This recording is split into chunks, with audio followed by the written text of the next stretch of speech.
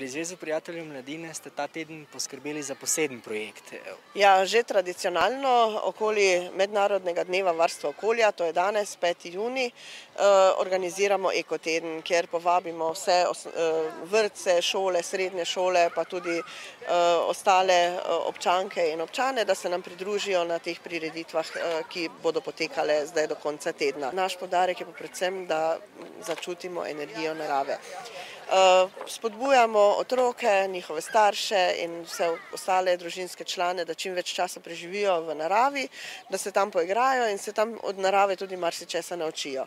No, da pa jih spodbudimo k temu, pa smo tu na Trgu Svobode pripravili vrsto zanimivih delavnic. Od ustvarjalnih delavnic do iger, ki osveščajo, pa tudi senzorične delavnice. Te posebnosti senzoričnih delavnic je, da se lahko preizkusimo, kako nas pod plate požgečkajo različni materiali, če hodimo bosi.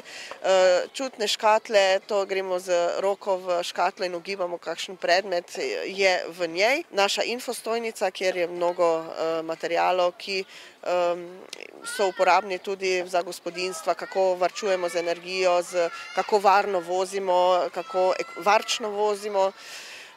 Naš leteči avtobus, kjer bodo tudi te družabne igre potekale, in pa letos smo postavili tudi malo večji šotor, ga postavljamo, kjer bodo potekale predavanja in delavnice, ki pa imajo medgeneracijski značaj.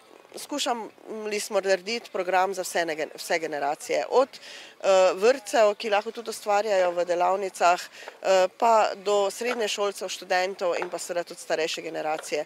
Imamo tudi posebno likovno delavnico, kjer lahko tudi starejši srednješolci in študenti ustvarjajo z uporabo odpadnega reciklažnega materiala in pa z barvami, tako da lahko nastanejo kar lepe umetnine in upam, da se jih bo tudi čim več odzvalo.